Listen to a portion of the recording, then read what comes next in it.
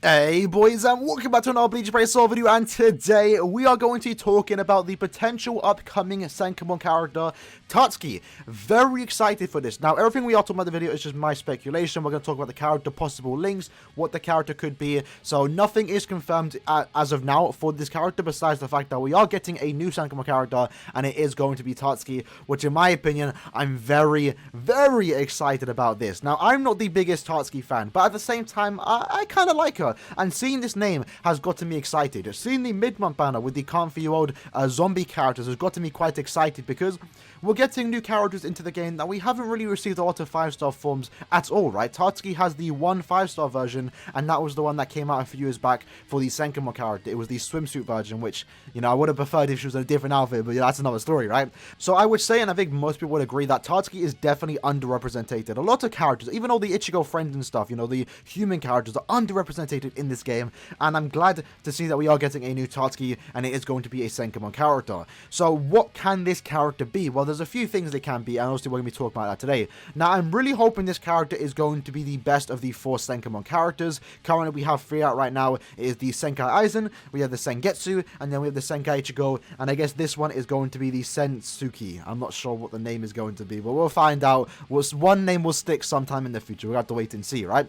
So as we got to new SENKAIMON characters, they have gotten better over the time. Now, I'm not talking about the links. The links have been a bit debatable if they have gotten better or not, but the links are different. They all have their own usage, and I wouldn't say so far that we've gotten a useless or a bad SENKAIMON link, because all 3 of them have been good so far. But going from the start, we had Senkai Aizen. Very good link, still to this day one of the best links in the game, right?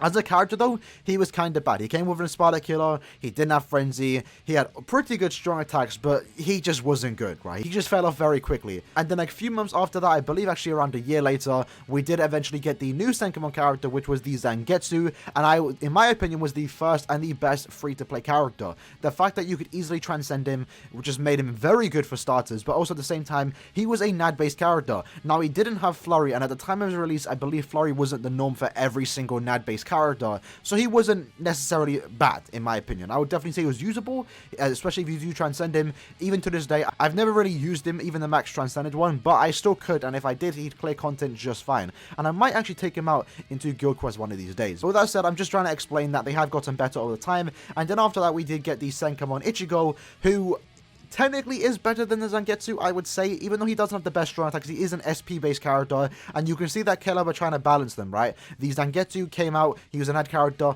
doesn't have Flurry. The Ichigo came out, he has Frenzy, he has a 20% Berserker, plus a 20% team boost if you are a human character, so they tried to balance him by not giving him the best strong attacks. So I'm hoping here with the Tatsuki that they just go all out, right? I think we've gotten to the point now where pretty much every character they release can beat everything in the game, right? Them releasing somewhat up to par with banner characters as a free character doesn't really ruin the game. It is not, they're not going to lose money because, let's say for example, this Tatsuki comes out with Flurry. I wouldn't say they're going to lose out money at this, and hopefully they don't give a human killer, because if they did, that'd be very annoying. But what I'm trying to say is, I'm hoping this Tatsuki is an SP based character or a NAD based character. Obviously it's going to be one of the two, but if they do go that, I'm hoping they give her good skills and give her good strong attacks, right? Don't short out on the skills. If they're making an SP based character, give her a full screen strong attack 3, give her some good strong attack 2s.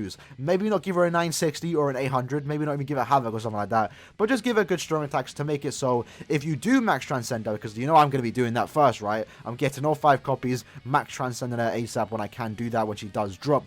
And then if they do make her NAD base, which I'm really hoping they are going to do, right?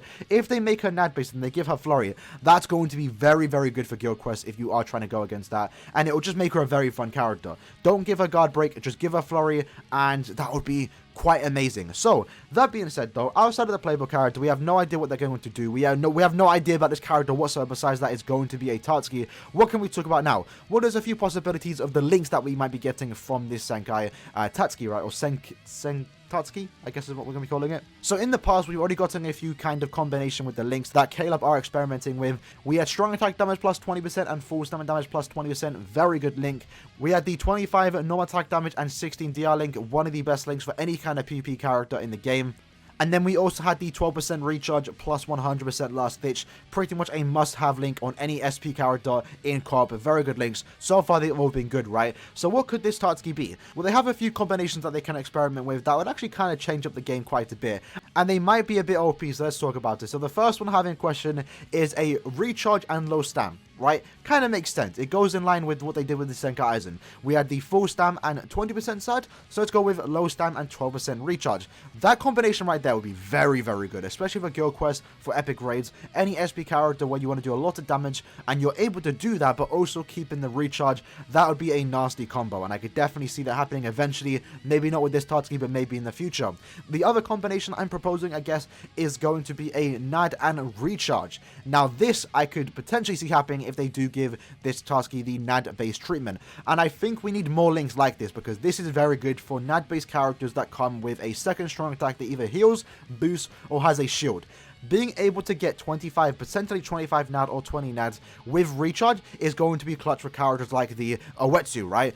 Being able to have a high NAD damage bonus or high bruiser with also recharge would be insane for the character, because then they could keep stacking the boost and they don't have to wait long enough. I'd think that'd be very, very good. At first glance, you might see it as like, oh, this isn't going to be that useful, but for characters like Tokinana, Uetsu, the Kiryu, the Orihime, the Orange Society version, even the Machine Society, Izuru, those links would be very, very good for those characters, and for herself too. If they do go down that route where they do give a NAD and recharge, I would assume that the character itself would also come with a boost, and if they did that, that would be very good for guild quests as well. A boost NAD based character that you can easily get to level 10 attack, potentially 1000 plus attack because you can transcend her, would be very good for a free to play character. I could definitely see the use in that. Moving on from that though, we have a few other combinations. They could do recharge and full stam, you know, similar to the low stam. They could do recharge and full stam. They could also, and this would be an interesting build, go with low stamina damage and normal attack damage. Now this would be quite crazy. If you have 3 of those links onto a character,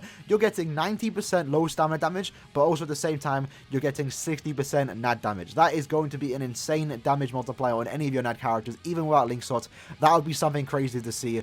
And again, I could see that happening. They did that similar with the Senkaisen. We have full stam and sad, so let's get a NAD hybrid, right? Where you want to be on low stam, and if you are at low stam, you're getting a crazy damage buff, and I think it would pay off, because obviously you are getting a massive damage buff, but at the same time, you gotta be at low stam. Then you are playing at the risk that if you do even get hit potentially once, you're going to be dying and potentially failing the quest. So that right there, lads, was just a video. I just want to talk about the possibility of this character, how OP this potential link can be, and also just to express my excitement for Tatsuki finally getting a new character. I'm really hoping, I think a lot of people agree with me here, they do go with the TLA arc design, where she obviously is a lot older, she looks a lot better. Please, Caleb, make it the TLA form of Tatsuki. That would be amazing. Seriously though, please. Please.